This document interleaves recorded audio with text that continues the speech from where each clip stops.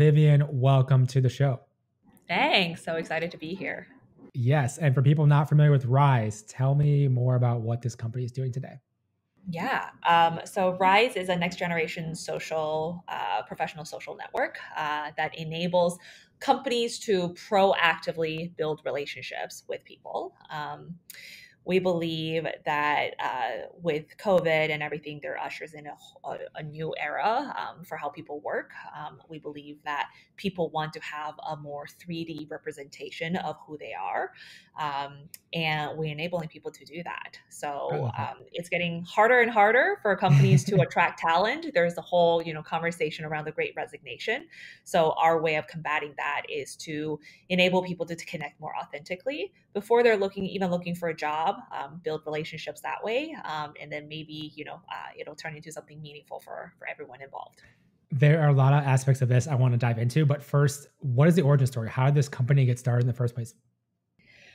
Yeah, it's funny when you think about like how startups are started. It's like it's never exactly what you end up with is never exactly where you started, and I would say definitely true for us. So the first iteration of Rise happened a little over 2 years ago, so pre-COVID. Actually, what year are we in? 2011? Yeah, 2019. So 2021. So yeah, 2 years ago, when I left my previous job, knowing that I wanted to do something entrepreneurial. And I didn't know what. Initially, I thought I was going to do something in the consumer goods space, spend some time exploring that area, and very quickly realized how expensive it was to manufacturing physical goods. Yep. So I picked up consulting on the side and I started freelancing. And a lot more people are freelancing today, which I am so pumped about. But back in the day, when you start freelancing, it was kind of an anomaly. And for me, I come from a background in both B2B as well as B2C. So I was able to flex into multiple industries. I consulted for, marketing, sales, product, and I worked hand in hand with mostly C-level executives from high growth startups all the way to Fortune 500 companies. And I like to think that because of that experience, I leapfrogged my career. So, when I previously left my job, I was, a manager level, but within a period of a few months, I was able to level up to, a VP or above level simply because I put myself out there. Yep. And it's, all about what it is that you can do instead of what your bosses think that you can do. So that's why we're called Rise, is because I fundamentally believe that within each one of us, there is, that extraordinary talent waiting to be uncovered. And so I made it my life's mission to do that. And initially, pre-COVID, the way of doing that, I thought, was to enable people to do more freelancing work. And we had a lot of success with that. I actually attempted to fundraise third week of February 2020. Ooh. I went out to San Francisco. You know where this is going. Went out to SF and then came back first week of March to New York and basically just haven't left yet. And I think, COVID was this interesting moment where all these things were happening, all the things that we sort of predicted as people are going to work when they want, where they want, how they want, became true overnight. On the one hand, I was exhilarated because, this vision that I had of how the world was going to work became a reality overnight. On the other hand, what used to be our unique value proposition became table stakes because every single company is now remote, distributed, and enables people to work in a much more flexible way. So we actually made a pivot at the beginning of 2021.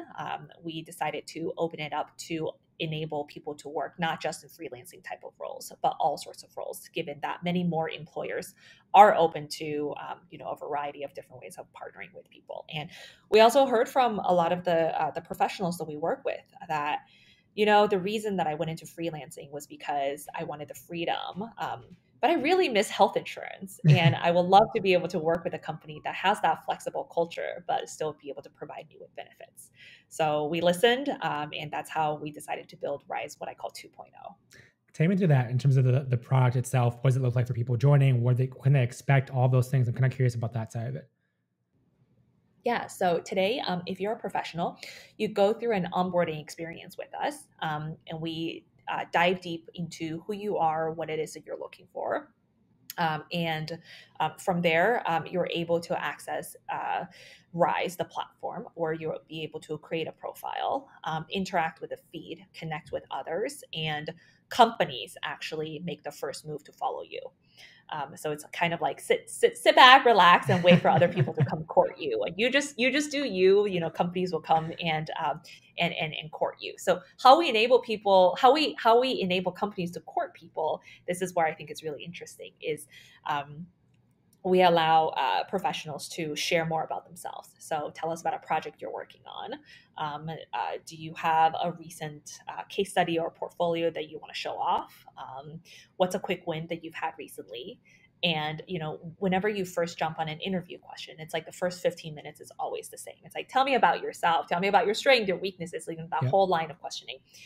We actually decided to have companies ask what's called icebreaker questions. And you can answer them at your leisure, right? And these answers will be as part of your profile. So it's like you can skip that first 15 minutes of just, feel like you've said the same thing over and over again. And also removing the pressure of feeling like you have to have the perfect response when in a high pressure environment, it's like, I wish I had said X, Y, and Z, but I kind of my brain went blank and I don't even know what I said. So giving people just, a much more relaxed and authentic environment for them to, showcase more about themselves. What is the business model then behind that? So is it the companies then are paying a fee for that? Like, okay. Yep. Exactly. So companies similarly, they also go through an onboarding process, sharing more about their culture, their vision, the values, perks, and benefits that they have. And they similarly have a profile. Companies are able to post these icebreakers, have surveys, host events, workshops, and also connect with people. How are you going about getting companies on board, and what is that pitch like for them? Because I know there's so many companies now. Obviously, the war for talent is crazy, and they're trying to get people into their company. So, what is that pitch for you, and how does that work on that side of things? Yeah, so I think for us, when we tell, like, companies get it that the smartest employers are already building relationships proactively, Yeah. and for a lot of them, it's like they want to get out of that reactive scramble. It's like, you have a hiring manager who comes to you and say, hey, I'm looking to hire 5 engineers. And you open up your email and it's like, I have nothing. And every single time someone comes to you with that, like, hey, I need to hire someone, you basically start from zero. And our idea is instead of starting from zero, you start from a small curated list of people that you've already built authentic relationships with. So, like I gave the example of Google, Citadel, Amazon, Zappos. They all have departments within their companies where their job is to just go out there and create experiences and meet with people authentically. I like to tell the story of one of my mentors. Previously, she used to work at BuzzFeed, and then Google was trying to hire her, and she's like, "No, I'm not interested in talking to recruiters." And they tried many, many times, through LinkedIn, through email, through Twitter, and she's like, "I'm not going to respond to you." And finally, they reached out to her and they said, we would love to invite you to a panel that we have speaking on social justice. And here are the speakers that are coming.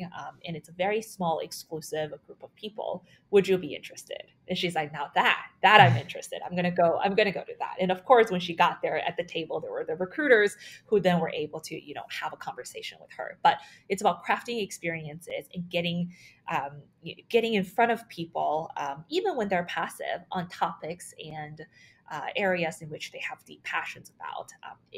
That's how we make friends in life. Yep.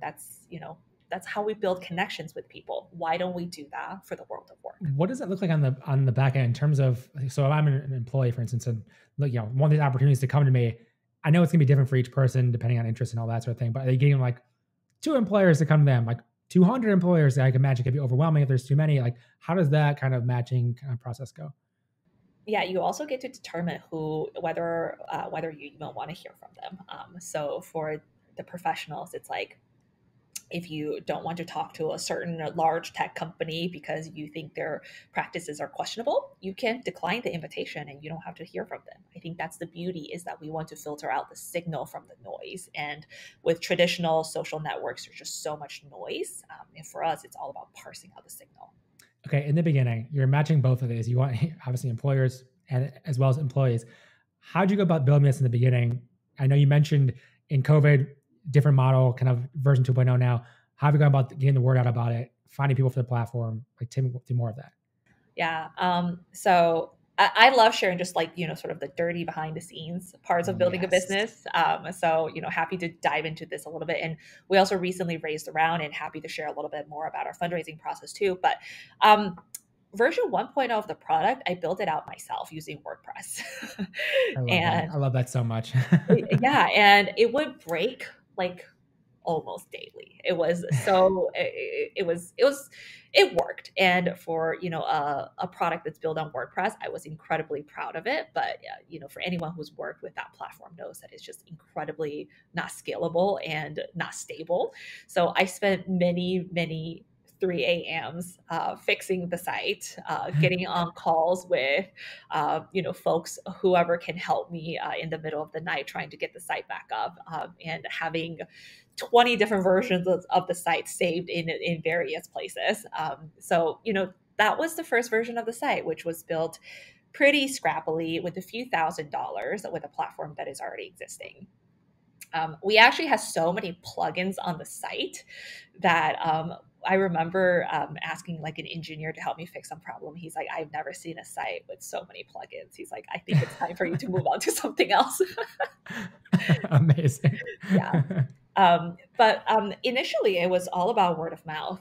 We made connections with people one-on-one. Like I remember I used to go to events, and Going to events? going to it, I know, right? Mind blow. And then they'll be like, does anyone have a question, or does he want to say anything? And I would just shamelessly stand up and talk about the company and be like, I'm also passing out cards at the end, and literally just hand it to anyone who will listen. So that's kind of how we built up the community in the early days.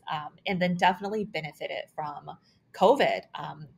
From March until July of 2020, I had $0, zero revenue coming in, because no one was hiring, regardless if it was part-time, freelance, full-time. It was that really dark period when just no one knows what was going on. But what one thing that kind of was a silver lining was that there were tons of people who were looking for alternative ways of looking for work. So we had this massive amount of people who joined the platform and became interested in the community that we're building, because of this new way of work that we were envisioning. So with that too, you mentioned building it yourself, WordPress initially. I mean, it kept breaking eventually, but at what point, like, what'd you do? Did you shift to a different platform? Did you hire developers? Take me through that side of things. The end of 2020, we decided to, end of 2020, beginning of 2021, decided to slowly pivot the business model. And this is when I told you that, instead of focusing purely on one type of employers, we decided to open up to, full-time opportunities as well. And I think we also kind of benefited from the fact that towards the end of 2020, beginning of 2021, companies were feeling comfortable to hire again. So there was a huge moment where companies it was like the great rehiring. So from that, we were able to sign on some amazing customers, like the well-known tech Silicon Valley type of companies. And initially we were kind of, manually doing the work for them, building out the profile, posting their jobs, connecting them with talent, and using the revenue that we generated from that first batch of customers, we built out our current version of the product. And yes, we hired developers, but it was really just however much revenue we were bringing in, that's how much we were putting into the product. With that too, I know you mentioned it kind of grew through word of mouth, but getting these bigger tech companies on board too. With that, as time has gone on, like how has that evolved in the last year or so? Because we're recording this in December right now of 2021.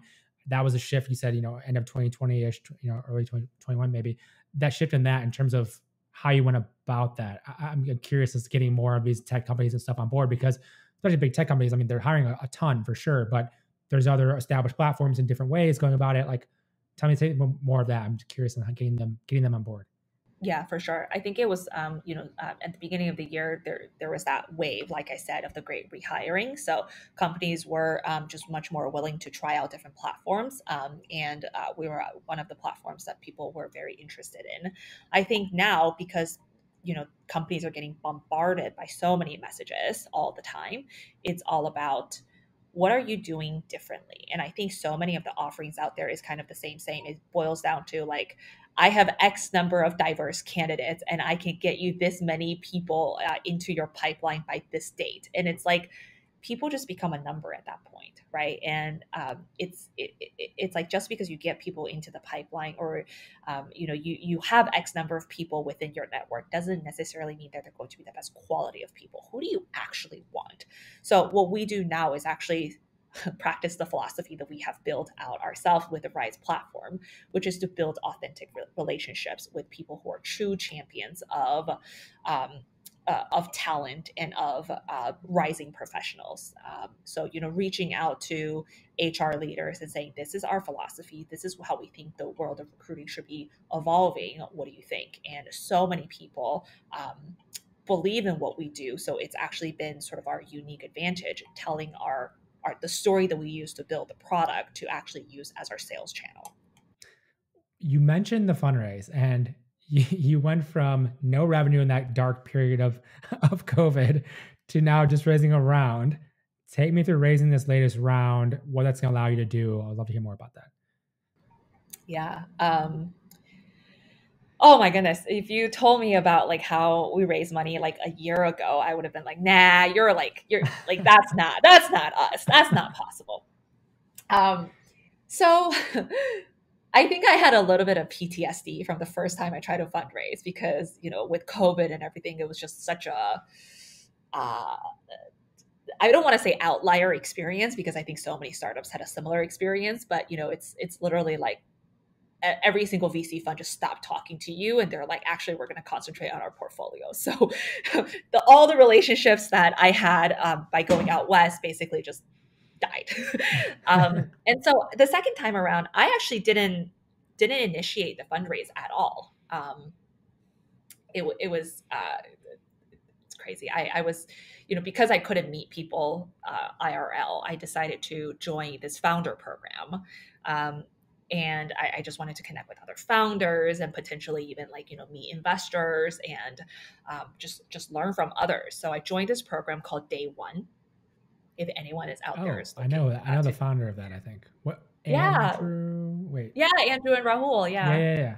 Yeah, they're awesome. So I was one of the earlier cohorts, and I was like, I love what they're doing. Let me join Day One. So first practice, it's a program that's very structured, and part of it is you get to pitch investors. So the first pitch practice that they had, I was in a group with like 5 other founders. And the first founder comes on and they had a PowerPoint and they were really, like buttoned up. And then the second person goes and it was alphabetical by first name. So I was the last person. And I was like, thank God I'm the last person, because I did not know that we were doing like a real pitch. I thought we were just practicing here and I can test out some of my messages.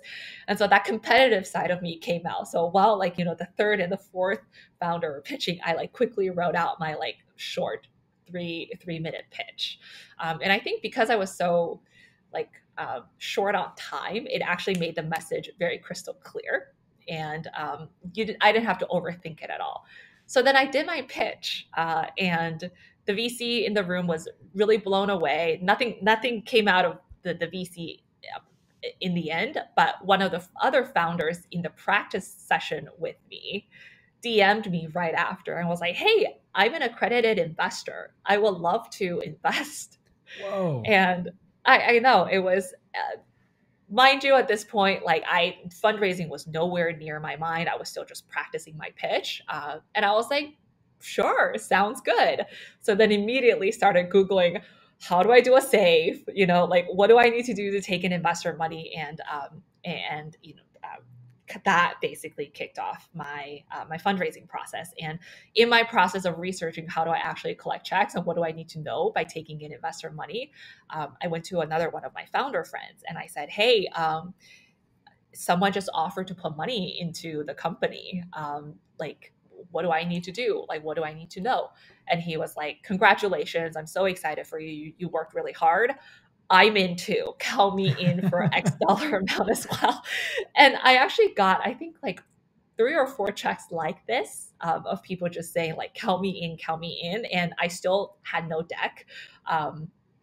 And that was kind of how we got our first sort of tranche of investor money. And then, so that's the beginning. And then in total, I counted, we've met with about 50, just under 50 investors. And most recently, we closed a bigger fund, and the process there I think was quite interesting too. I'll pause to see if any questions before sharing that story. Yeah, I'm just curious with that fundraise. I mean, how long did that take for you? How long has it taken so far? How'd you go about it in terms of obviously getting some interest outbound in some ways, but then inbound in some ways, but then also you pursuing who you wanted potentially on your cap table? How's that gone as well? Because there's a lot of founders I've talked to who, depending on the stage they're at, if they started a company before, some understand more of it. The value add, some small checks can be really valuable depending on what they do. There's angel groups, like we have Vitalize Angels, for instance, at Vitalize, where we invested pre-seed future of work companies. And so there's that. There's like Hustle Fund has an angel group. But how do you think about that side of things too? Yeah. So because we're such a lean team, I never stopped building the company, because typically speaking, it's like, the founder stops building the company and you go fundraise full time. I never did that, which I know is kind of like counterintuitive. And, some of the best practices out there is like focus just on fundraising. I think fundraising is different for everyone. And, what's worked for me might not work for someone else. So for us, it just happens that we didn't have the capacity to stop working and to just fundraise full time. The other aspect, and you kind of mentioned and hinted on this, is that finding investors that truly believed in your vision, which is why I only met with I think 49 investors, angels, institutions, syndicates, all included, and like I think there is like, I remember I was in this fundraising like course, right? It was like one of those webinars, and it's like, think about how many spots you have on your cap table, multiply by that number by like, I don't know, 10 or something. And that's how many meetings you need to have. Like, we didn't do that. And for me, it's been about, do they believe in our vision, and do they believe in us as the team to build it? And the type of questions that they ask you are very different. So, the investors that came in basically made up the majority of our round. They asked me, it was a really great conversation, and the type of questions that they asked me was very different than what the investors that didn't believe asked me. So I'll just give you like, an example. They asked me, tell me about your childhood. Who is your best friend? And it sounds like you could do just about anything else, anything in the world. Why this? And I've never had these questions asked of me in an investor setting. And it kind of, took me by surprise, but it also gave me an opportunity to share more about my life experiences and my life story, which I think, made the investors feel like, understand why I am so passionate about this. And they're able to see a side that you don't typically get to know if you're just asking me, what is your traction? What is your revenue? How many customers, like all these numbers, especially for a company that's so early stage. Having those true believers who see the founder for who they are or who you are has been incredibly valuable for us. Yeah, it is something to think about with talking to founders and a lot now at Vitalize, and just how, if you're looking at the fund, for instance, like we're going to invest like $500K per investment out of the fund. Out of the angel community, minimum check size per angel is 1,000, but collectively we'll invest 50,000 plus. But like investing that much money, especially out of the fund, it's like, you want to know who this person is. what drives them? Are they going to stick around with this for the next decade potentially? Like, why are they going to do that? And so those types of questions that are, could be more surprising. It's like, well, we just want to know, like, who is Vivian? Like, who are you? Because there's so much depth we never get to with just the, like, what's your go-to-market strategy? What's whatever, like, that's great. But also what else? There is the whole team behind it that's making this company work. And I'm glad you mentioned those questions as well, and kind of a little bit more about your experience, because there's so much for that for founders to know. It's a two-way street. Founders need to have the right people on their team in terms of investors as well. Absolutely, and especially in this like more remote Zoom-filled world, right? It's so easy to feel like you're just a number. Whether you are just talking to the next investor to get to a no so that you can move on to the next one, right? Or you feel like you're just another meeting on the VC's calendar. And for there to be that moment where you feel like, oh, I actually get to share a little bit more about myself beyond just the typical range of questions, like was actually really, really moving for me as well. With that fundraise, so what does that mean for you in terms of the next, we always say one round to the next is like 12 to 18 months, depending on the timing of that. What does that next kind of time period, year and a half or so, look like for you in terms of where you're going? Yeah, so we're super excited. We have been really lean and bootstrapped, up to this point. I think I mentioned a little bit there. One of my biggest goals is to build out our team. Most of us have been part-time up until now. Yeah. So even getting the people who's been so instrumental in our journey so far on as full-time employees and bring in more talent to build out the necessary functions for us to be taken more seriously as a company. Sure. I think I'm super excited about that, and to be able to provide the experiences that we have always envisioned for our professional users as well as for our company users. Those are the things that I want to focus on for the next 12 months. I know we're out of time here. So Vivian, where's the best place for people to learn more about Rise and also connect with you if they'd like to? Yeah, so you should check out Rise at joinrise.co. That's JOINRISE.co. Perfect. Thank you so much for taking the time to come on the show today. Yeah, thanks so much for having me. This was fun.